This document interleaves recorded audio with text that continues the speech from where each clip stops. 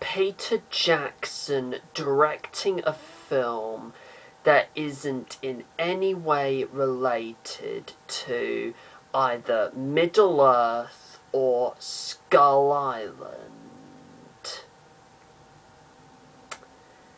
Sounds pretty interesting.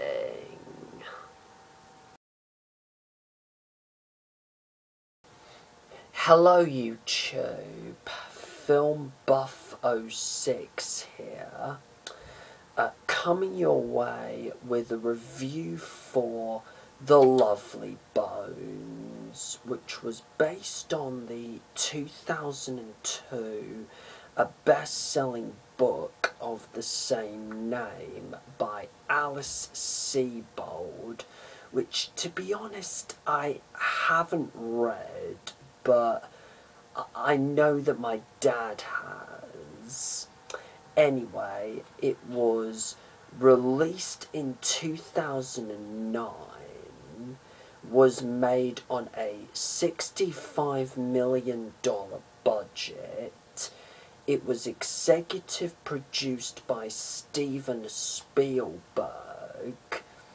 and it stars Saoirse Ronan, who was a relative newcomer at the time that she was cast, before winning an Oscar nomination for her supporting role in Atonement.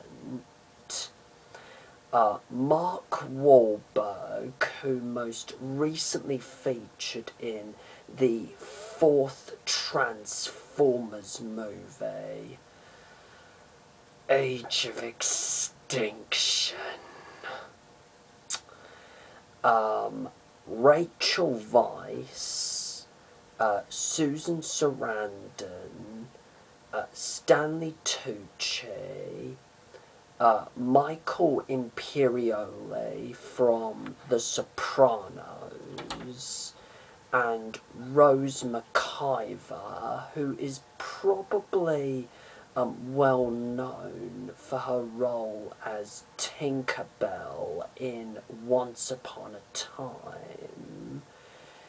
It was also co-written, co-produced and directed by the one and only Peter Jackson, the guy who gave us such classic blockbuster epics as the Hobbit trilogy, the 2005 remake of King Kong, and of course the Lord of the Rings movie trilogy, which of course consists of Fellowship of the Ring, The Two Towers, and The Return of the King.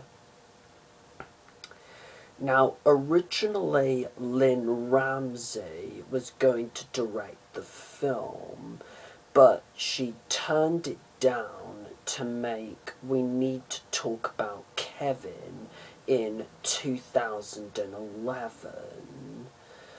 Thus, after unsuccessfully acquiring the rights to the novel while he was making The Lord of the Rings, The Two Towers, Peter Jackson eventually managed to secure them during the production of King Kong.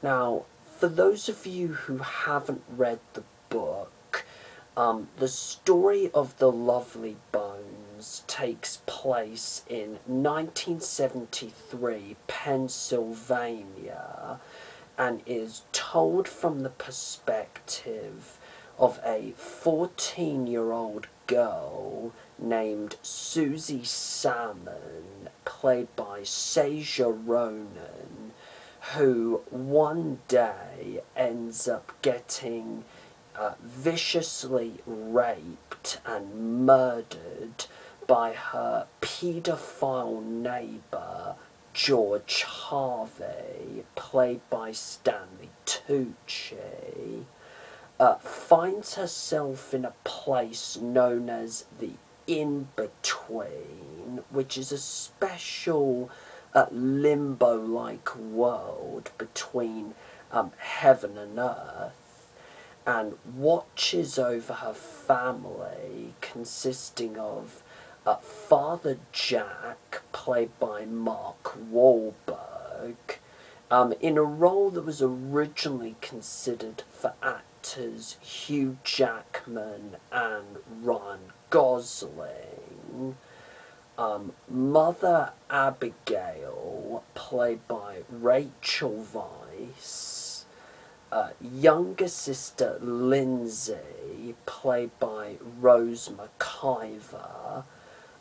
Grandma Lynn, played by Susan Sarandon, and younger brother Buckley, from afar as they struggled to come to terms with their loss. But at the same time, Susie seeks retribution against her killer and will stop at nothing to make sure that he is brought to justice before she can move on to the next life, you know, the afterlife, so to speak. Now, what are my thoughts on The Lovely Bones? Wow, I really don't have an awful lot to say about this film, other than for a Peter Jackson film, damn, did I find this one shockingly problematic and ultimately disappointing. I just personally cannot believe how such a movie like this, that had so much potential to be a real tearjerker of a film, had a great cast, and had one of the most creative and visionary filmmakers of this century at the helm, ended up being a terribly misguided and disjointed mess. Let's get some of the positives out of the way first, shall we? Brian Eno's score is just hauntingly lovely to listen to. The sound design is amazing. Andrew Lesnie's cinematography makes the film look fantastic on screen. The attention to 70s period detail in terms of the costumes as well as the production design is great, in my opinion. Saoirse Ronan was fantastic as the main character, you know, bringing a genuine sense of vulnerability, tenderness and childlike innocence to the role. But my favourite performance of the lot comes from Stanley Tucci, who, believe it or not, was nominated for a Best Supporting Actor Oscar for his role in this film, before, of course, losing out to Christoph Waltz for his role in Inglourious Basterds. I personally don't know if he deserved to win, per se, but if anything, after watching this movie, I say that he did deserve to be nominated. I thought he pulled off his role as this, you know, villainous paedophile serial killer brilliantly. He was also unrecognizable and just freaking creepy as sin. I mean, every time he was on screen, I felt, you know, genuinely uncomfortable watching him. That was how, you know, and that was how, you know, unsettling I felt his performance in this film was. And also his was some of the most intense and scariest scenes I had ever seen in a mainstream film, you know, to the point where, you know, I found myself, you know, tensing up my knuckles like so, until they went sore.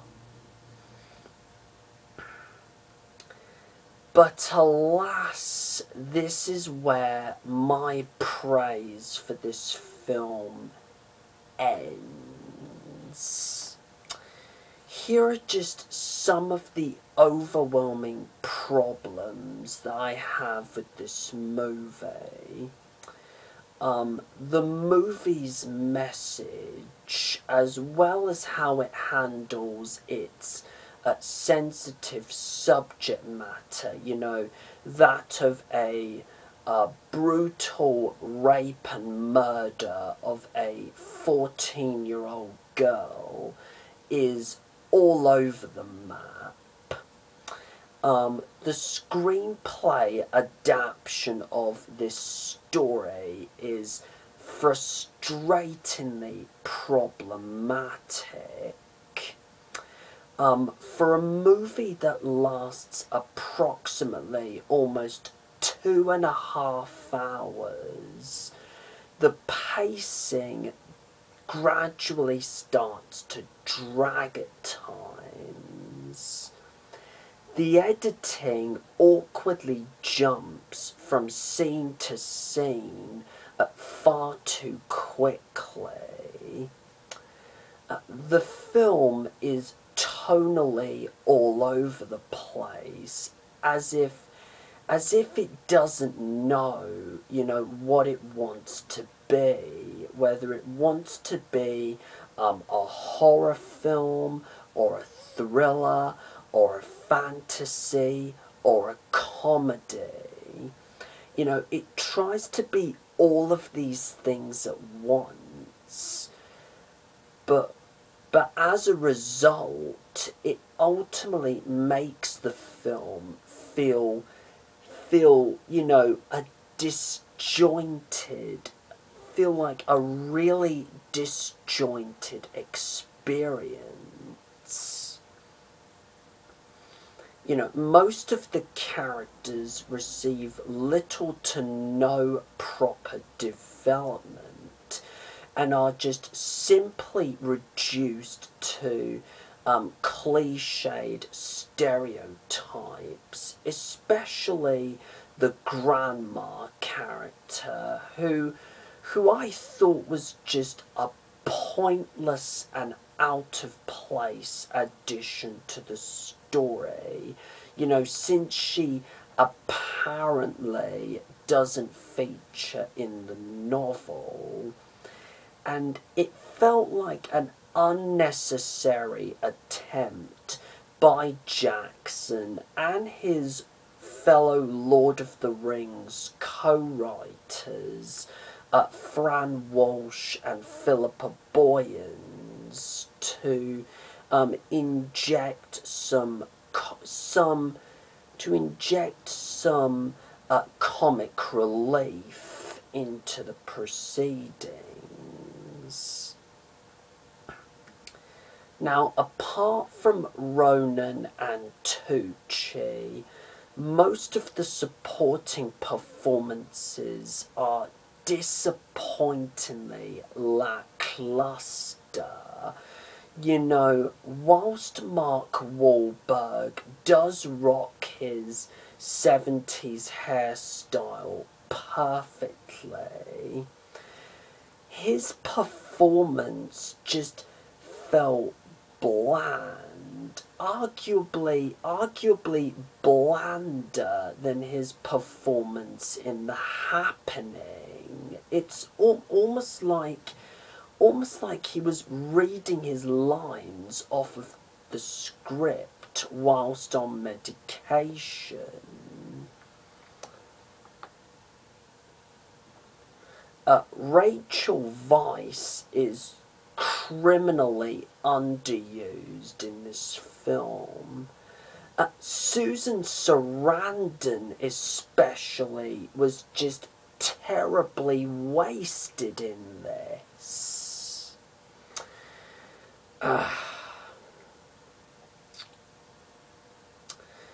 The visual effects, of course, they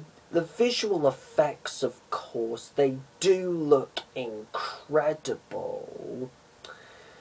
But the problem with that is that Jackson uses it as a massive distraction from what the story should really be about, which is how the family, you know, gradually struggles to cope with the loss of Susie. Jackson focuses on CGI way too much in this film, which is sort of the same problem that befell George Lucas with the Star Wars prequels, especially Attack of the Clones. You know, I do respect Peter Jackson, you know, for wanting to go back to his Heavenly Creatures days and make a mainstream movie away from Middle-earth. But quite frankly, he proves with this film that he is just not the right sort of director that could do sentimentality, this sentimental stuff, you know, very well. I mean, if anything, I feel that instead of only executive producing this movie, Steven Spielberg himself should have also stepped in to direct, since the man is obviously a master of this genre, you know, with movies like E.T. and The Colour Purple, just to name a couple of his movies.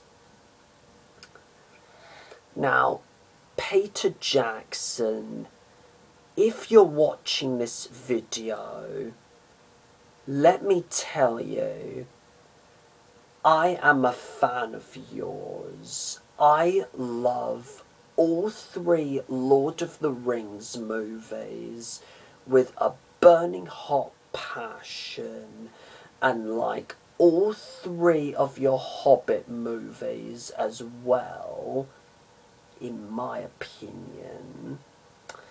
I have never watched your remake of King Kong in ages. I really loved Heavenly Creatures, and I've never ever seen Meet the Feebles, Brain Dead, or even the Frighteners. but I will get round to watching them in the upcoming future. But I'm really sorry to say this, Peter, but in my opinion, this was by far your weakest film. This was your weakest film by far. I'm really sorry, but there you go. In conclusion, my overall rating for The Lovely Bones is a 5 out of 10. As I said before, it is visually beautiful to look at and is further saved from being completely unwatchable by two great performances. But everything else that went shockingly wrong with this production makes The Lovely Bones feel like a sorely missed opportunity. If you read the book and are seriously looking for a faithful adaptation, you are sadly not going to find that here. However, if, like myself, you are a fan of Peter Jackson and his work, please go and watch one of his better movies, whether it be Heavenly Creatures, The Frighteners, or even the entire Lord of the Rings film trilogy. Now, feel free to leave a comment in the section below, and please let me know your thoughts on The Lovely Bones, and also let me know what your favourite Peter Jackson film is. Plus, feel free to subscribe to my channel. My next review is going to be a special one of Hawking with Benedict Cumberbatch from 2004 to commemorate Eddie Redmayne's recent Oscar nomination for his role in The Theory of Everything. And until my next video, which is probably going to be a live reaction video to the BAFTA Film Awards this coming Sunday, do take care, everyone, and good night.